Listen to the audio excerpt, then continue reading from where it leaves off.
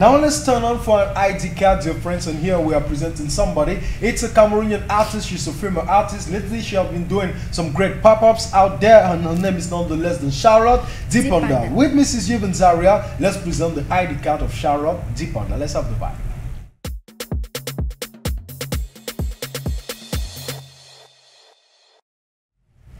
So today in our ID card, as Peter earlier said, we'll talk about Charlotte Dipanda. So what are her full names? Charlotte. On s'en fout. Dipanda Charlotte. Yeah, that's true.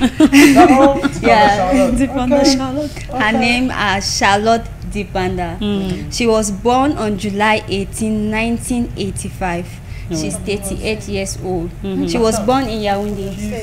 38 years old. Elle est née de Lady Ponce. She's the same years with Stanley Eno. Non, Stanley Eno, c'est le grand frère de lui. Attends, je vais m'asseoir bien. Ok, là où on a tiré parti là.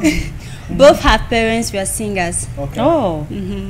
She grew up with her grandmother in Douala. Then she moved to Yaoundé to start her primary school education. She completed her primary school here in Yaoundé, then moved to Douala for her secondary school studies.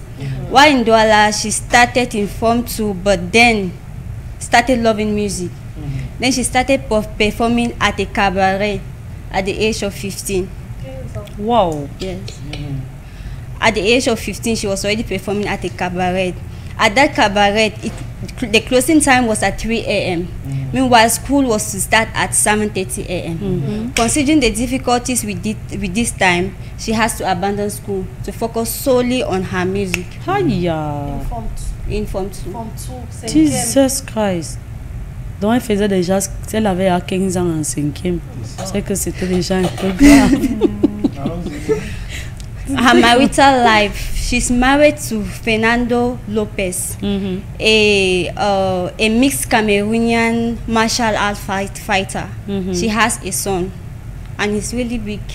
Oui, il a 17 ans. Oui. But I don't think that is Fernando. Non, hey, Fernando aussi, ça me a 2 mois. So her musical style consists of intercultural music. That's music with different languages.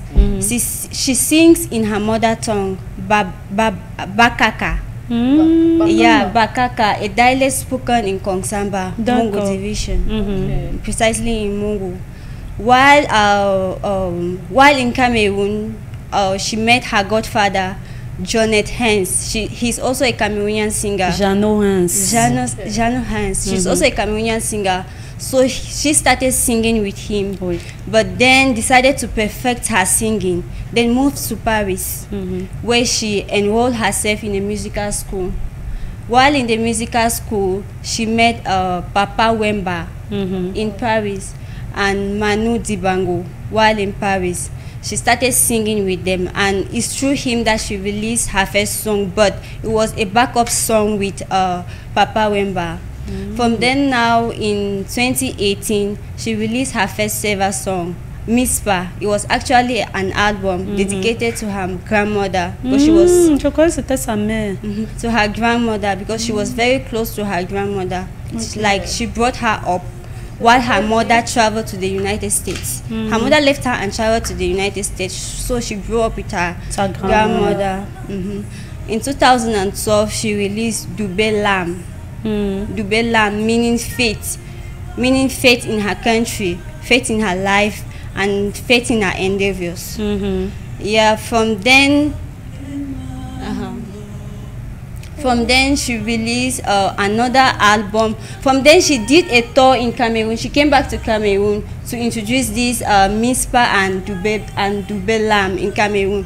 She did a regional tour in campus around Cameroon, where she introduced this album, and from then she released another album from the experience she had during this tour.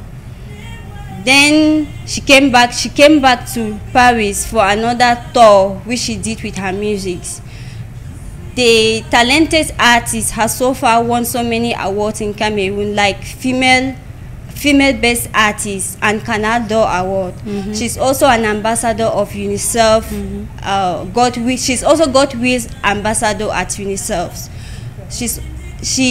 Her music, most of her songs are mostly about hatred, love, jealousy, and so on. About her, that's all I got about her. But she's a very passionate singer who has also contributed to Cameroonian industry, just like Jamaica just like Bob Marley in Jamaica. Coucou, Okay. Newae, Namapula na obie na newa. Coucou, Newae, Namapula na obie na newa. Coucou, Newae, Namapula na obie na newa. Coucou, Newae. Et c'est là alors que la voix met c'est pas les photos du mariage. Donc vous montrez comme ça que les nous comme ça s'en fout de nous. Hein, et tu as vu comment elle saluait son mari, elle la tenait son mari. Okay. Let's say she's one of the pioneers of Cameroonian music. Ah ça, Charlotte. Outside of Cameroon, you can't talk about music without talking about Charlotte Dipanda.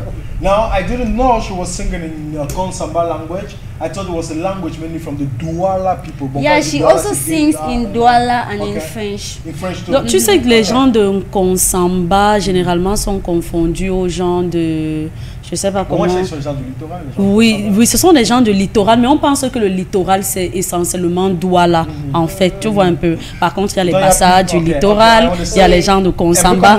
Et maintenant, un peu comme au centre. Et maintenant, on va se dire que quand les gars de la musique d'avant là prenaient les sons, généralement pour que ton son, tu sens que ça entre dans le corps de quelqu'un, c'était en Douala, en langue Douala. Donc même des gens qui étaient Bamileke, Wondo, pour se rendre compte, pour se dire qu'ils faisaient de la bonne musique, ils chantaient essentiellement en Douala. C'est pourquoi le makossa a plus pris que les autres rythmes. Et maintenant, il y en a qui viennent donc s'imposer avec le bikutsi, avec, tu vois, quand les gars comme les ex-Maléas chantent en bassa, ça crée quelque chose parce que c'est nouveau. Parce que ce sont des gars aussi qui peuvent bien chanter en Douala, certainement, ils maîtrisent, mais ils ont voulu entrer dans un autre domaine. Pareil pour Belka Tobi, qui vient avec des mélodies qui viennent de sa région, ça crée tout autre chose. Mais avant, essentiellement, quand tu voulais entendre que tu chantes, si tu ne disais pas Nama Poulande Baba Bobé, on avait l'impression que tu n'as pas chanté. Ouais. En tout cas, les amis, on adore. Vous connaissez donc là quelques informations sur Charlotte Dipanda dont vous n'en avez pas. Et on précise là, elle a commencé à chanter quand elle était en 5e. Elle avait 15 ans. Abandonné ses études pour se concentrer uniquement sur la musique, la passion. C'est très important, Peter. Ne perdez pas le temps aux parents. Tu vois un peu, non? Voilà l'autre qui nous a envoyé un message ici des maman ne regarde pas, elle n'aime pas que je fasse mes dessins animés et tout. À un moment, non. Tu dois sentir ce que tu es capable. La pension n'est pas facile.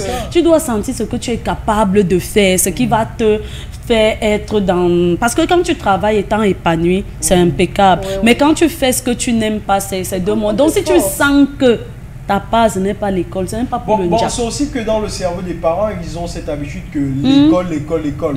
Vous oubliez que l'enfant peut avoir une passion pour quelque chose et vous formez cet enfant dans sa passion. Okay? This is something very specific. If a child is playing tennis and he has a talent in tennis, on peut l'instruire. Quand on dit instruire, c'est qu'on peut permettre qu'il ait son bac. Quelqu'un qui a son bac peut s'exprimer devant des gens. Maintenant, il se spécialise dans ce qu'il sait faire et il fait carrière dans ça. C'est ce que je voulais dire. Some parents just send their children to school just like this profession will give you money, go ahead and do it without considering what they want, like their passion. Mais maintenant je voudrais aussi dire que le fait de choisir ce que vous aimez ne met pas l'école derrière, parce que l'école c'est le centre de tout en fait. Quand maintenant tu as pu t'accrocher à ta passion, regardez Charlotte, personne ne va dire qu'elle a un niveau de la classe de 5e. Charlotte, elle touche tous les sommets, c'est sûr qu'elle parle même plusieurs langues. On a aussi Samuel Eto'o fils qui était dans la même voie, qu'il a laissé en 3e pour le foot, mais je pense qu'aujourd'hui il est dans l'italien, l'espagnol, l'anglais. C'est-à-dire que le sport a fait en sorte que maintenant qu'il a pu acquérir sa passion, maintenant qu'il rentre prendre les connaissances, c'est très important. Si tu veux un business,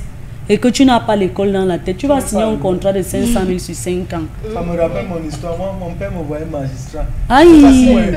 Je ne sais pas si moi je peux condamner quelqu'un. Ça, c'est sérieux. Moi, je me voyais magistrat parce que bavardait trop un avocat. Tu vois, pour le bavard.